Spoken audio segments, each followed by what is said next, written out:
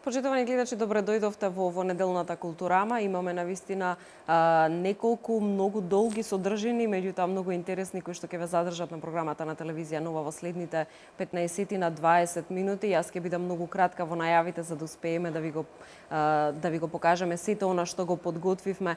Прва на линк е колешката Елена Равановска, ќе разговара со нашиот колега новинар Борче Грозданов и неговата сопруга писателката Катерина Грозданова Кети. Всушност имаат една навистина интересна тема. Наше театарче е веб страницата која што секако посветена на македонскиот театар беше промовирана деновиве во Скопје. Она што е интересно е тоа дека станува збор за прва ваква страница која што ќе го има македонскиот театар во фокусот, а доколку се логирате на teatarche.mk, всушност ќе можете да погледнете информации за најновите проекти и најинтересните зафати на македонските театарски куќи, секако да прочитате рецензии, осврти за представите и интервјуа со сите луѓе кои што се поврзани со театарот. Добро утро или добар ден за колешката Елена Равановска и секако за нашиот колега новинар, меѓутоа и театарскиот критичар Борче Грозданов. Добро утро, Елена. Како што кажа, ние сме тука во домот на аналитичарот и писателот Борче Грозданов и секако голема благодарност за него и неговото гостопримство.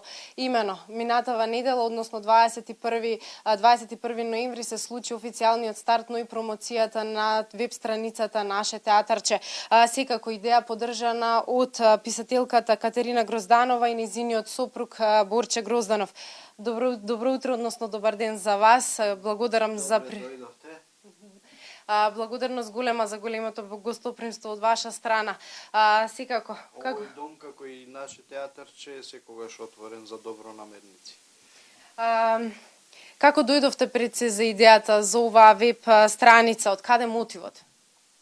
Па мотивот е дека, за жал, се помалку има место за културата, особено во дневните печатени медиуми, па и во електронските имате, секоја чест на тие што имате, но и таму веќе се помалку има, а интернет просторот воопшто нема веб страница за театар. Има тука и таму културни страници и идејата ми е стара веќе 3 години.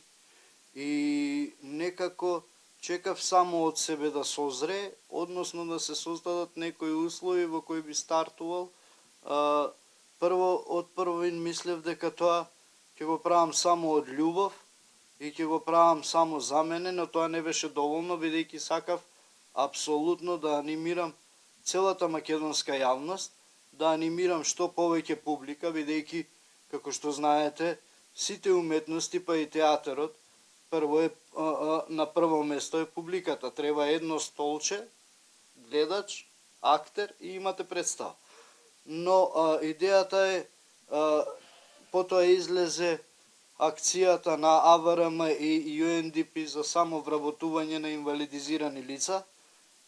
Така се створи шанса за мојата невработена сопруга да се направи место да се вработи и апсолутно наше театарче решивме да стане фирма и бренд. Се надевам дека, ја сега малку шала, но се надевам дека во иднина ќе стане бренд. И така дојдовме до идеја да го стартуваме па и комерцијално наше театарче. Така, како што кажав, официјалното отварање и пуштање, официјалниот старт на ова наше театарче беше оваа недела. Што е во фокусот на оваа веб страница? Во фокусот и во директна намера сме да го анимираме македонскиот, односно да се занимаваме со македонскиот театар.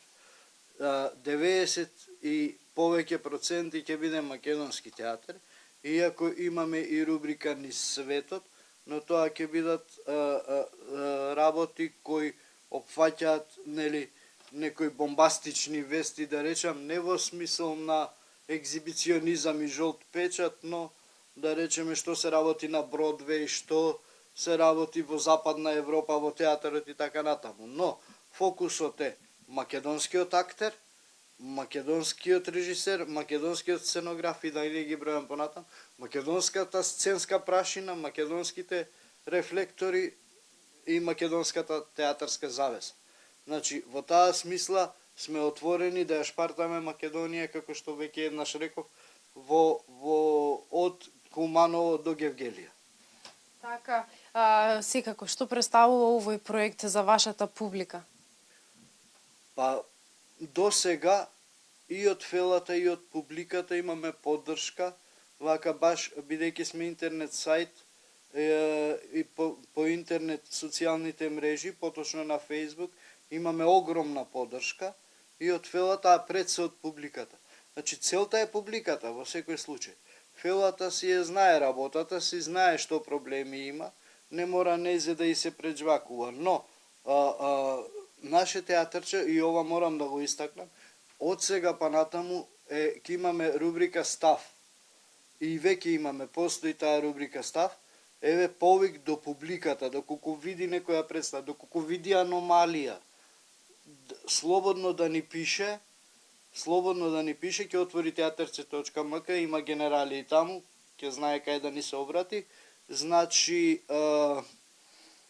целта е и публиката активно да се вклучи во наше театарче, пошто бидејќи пред се за неа го правиме ова. Реков веќе еднаш, театар без публика не постои.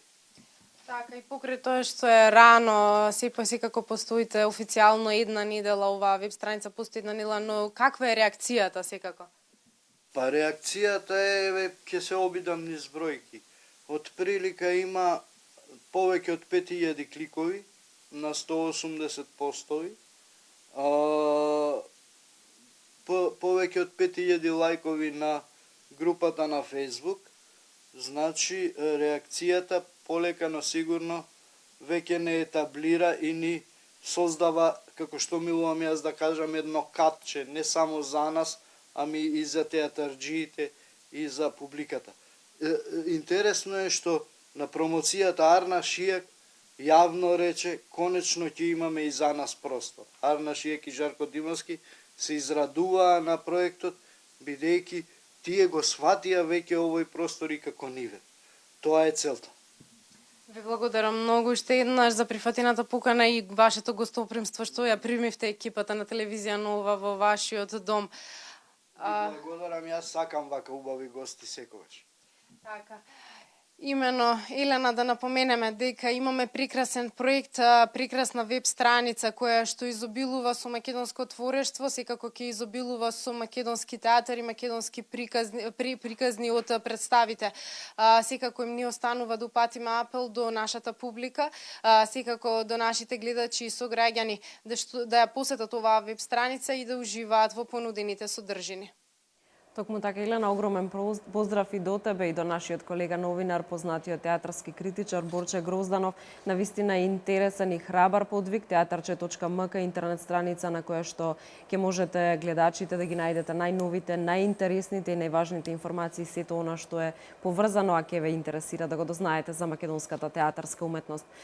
Од Скопје и од театарската уметност се селиме во Велес и ќе се позанимаваме малку со фотографијата. Насловот на книгата која што ја промовираше фотографот Боре Левков, велешанец, познат велешанец, е 50 години низ објективот на фотографскиот апарат. Тој на некој начин е всушност и хроничар на своето време и секако на својот град ја овековечува градската архитектура, меѓутоа и бројни културни и спортски настани. Еве го прилогот од дописниците од Велес. 50 години низ објективот на фотографскиот апарат е насловот на книгата на фотографот Боре Левков од Велес. Книга во која е вековечена градската архитектура, многу културни, историски и спортски настани. Се она што во овие 50 години мајстор Боре го има евидентирано преку призмата на фотографскиот апарат. За Левков се вели дека преку фотографијата е хроничар на градот Велес. Низ призмата на фотографскиот објектив имам настани каде што можам да се пофалам, каде што 50 години преку фотографскиот апарат, почнувајќи уште со самата фотографија која потекнува старата фотографија црно-бело со бокс камери, со плочи, можам да се пофалам до денеска. Комплетно го поминав сиот животен пат на фотографијата до денешната дигитална фотографија. Старата градска архитектура по која беше познат Велеса во последните години почна да исчезнува, останува трајна преку цртежите на Љупчо Данов. 25 годишната работа Данов ја представи пред велешани, нудејќи им цртежи кои беа потсетување за тоа како некогаш изгледал градот. Љубовта кон Велес. Второ, љубовта кон професијата, љубовта кон фотографијата. Првите фотографии кои јас ги добив од стариот Велес беа точно од Борелев. Ние сме родени во исто мало, родински сме поврзани како братучеви и секогаш јас од кога памтам за себе, знам дека тој е фотограф. Знам дека можам да се обратам ако ми треба фотографија, ако ми треба некој детал, макар и кажување некое за стариот Велес, каде што се наоѓало, како се наоѓало, значи секогаш можам да консултирам, бидејќи тоа е еден извор, непресушен извор на информација. Левков и Данов се само дел од хроничарите на Велес, кои секој во својот домен на работата не дозволуваат да избледее времето кога во Велес живееле гимиџиите, Рацин, Брашнаров и легендарниот Петре Прличков. Белегот на едноминато време истражувачите велат дека не може да се замисли без делата на Левков и Данов.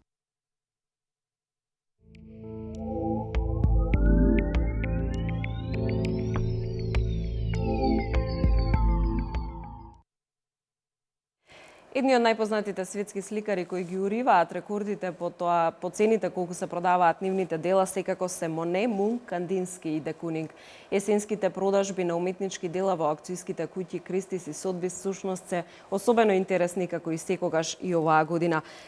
Интересно е и тоа дека меѓусебната конкуренција на двете аукцијски куќи всушност влијае и на цената на делата, на изложените дела, на изборот на изложените дела, меѓутоа секако влијаат и некои надворешни фактори. Тоа колку долго сликите се наоѓале во приватни колекции, но влијае и политиката. Погледнете. На светскиот пазар на уметнички дела се вртат милиони, а први меѓу оние кои уриваат рекорди се големите Моне, Мунк, Кандински, де Кунинг. Ова го потврдуваат сумите од 81,4 милиони долари за сток сено на Клод Моне и 54,5 милиони долари за Девојка на мост, на Мунк, кои беа достигнати на есенските аукции на уметнички дела во Сотбис и Кристис. Реткиот Моне ја предводеше годинашната есенска продажба на импресионизам и на модерна на Кристис.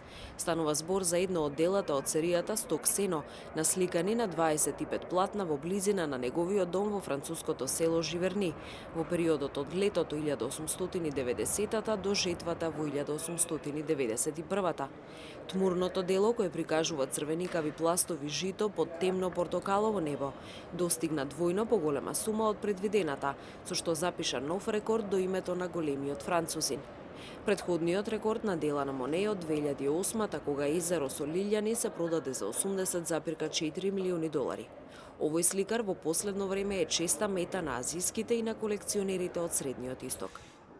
The Monet market has grown in recent years. He's always been an artist who's important and been sought after, but we've seen with the growth of the art market, particularly it's spreading to all corners of the globe, means that we have collectors not only from our traditional buying bases of North America and Western Europe, but also in the Middle East and these days, very importantly, in Asia, which has seen a lot of collectors starting to dedicate a lot of their attention to Western paintings and Impressionist and modern art amongst that. And Monet, of course, is one of those artists who resonate with old traditional collectors as well as newer buyers. Кристис годинава забележа рекорд и со круто и криво на славниот русин Васили Кандински. Ова масло на платно од 1935 година не било на пазарот повеќе од 50 години. Сега се продаде за 23,3 милиони долари, со што стана досега најскапото дело на Кандински на аукциите. На продажба во Кристис беше и портретот на Дона Maar на Пикасо, а друштво им правеше и де Кунинг. So this is Willem de Kooning's Untitled number 25 from 1977. 1977 was one of the greatest years in de Kooning's career. He had a long career. He was in his 90s when he died. And 77 was a period when he saw himself almost like a gambler. He said, throwing the dice and every time he was winning, and the paintings are phenomenal. Within this year, this painting is considered in the top 3 paintings that he created. Иако годинава не беше најскап, сепак никој не може да се доближи до рекордот на Мунк. Неговиот врисок во 2012-та Сотбис во Њујорк го продаде за 119,9 милиони долари, сума која на ова дело му го даде епитетот најскапо во историјата на аукциите. Оваа неверојатна цена веќе на повеќе начини се одрази врз и така ретките дела на Мунк кои се јавуваат на пазарот. Сотбис пак годинава продаде слики и скулптури во вкупна вредност од 151,9 милиони долари, од кои најмногу инкасира Девојки на мост на Едвард Мунк. Сумата од 54,5 милиони долари е втората највисоко издвоена за дело на овој норвежанец. Сликата од 1902 покажува женски ликови од грб во шарени облеки, во контраст со темни и мрачни пейсажи. Предходно, кога се наоѓаше подчекан, овој Мунк, кој инаку досега беше во приватна собственост, во 1997 година се продаде за 7,7 милиони долари, а во 2008 за 30,8 милиони. It's absolutely true. We do not see major paintings by Munch at auction very often. Munch was a relatively successful artist in his lifetime, so many of the works that are out there that he painted are in museums at this point because he wasn't forced to sell in his life. So for instance, in Norway and in Oslo, two amazing museums house really the majority of Munch's major works. So for a major work to come to auction, you're right, it's incredibly rare, and we're excited about that. Исто така на продажба во Сотбис годинава беше еден шарен Пикасо со наслов Сликарот и неговиот модел, како и две разиграни слики на Герард Рихтер, поточно неговите абстракти со наслов АБ Мртва природа и АБ Свети Джеймс. Живописното зеленило и жолтило во абстрактни дела 809,2 на Рихтер, всушност е од колекцијата на Ерик Клептон. Освен колекционерството, важно е да се спомене и дека политиката ги обликува цените и ги зголемува во одушевувањата на аукциите. Годинашните председателски избори во САД предизвикаа несигурност и на пазарот на уметност, но од Сотбис се надеваа дека политиката нема да влијае значително. Сепак, само неколку дена пред изборите во САД на делото Обама 2008 на Джонатан Хоровиц му порасна цената. We sold our impressious modern sales just days before the Brexit vote, and then our contemporary sales just days after the Brexit vote, and we had amazing results. Actually, the biggest contemporary sale we've ever had in London. So with that model, I mean, this is not Brexit, this is a different situation, but looking at that scenario, I think gives us a lot of confidence that this is going to be a sale that stands outside of the political atmosphere. Сотбис есенва забележа уште еден рекорд.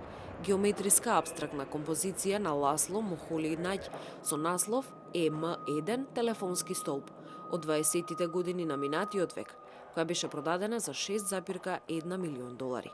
Со ова ја надмина предходната највисока цена од 1,6 милиони долари платена за дело на унгарски уметник. За жал, времето предвидено за Културама овде завршува, меѓутоа со мене се гледате следниот петок во 9:20.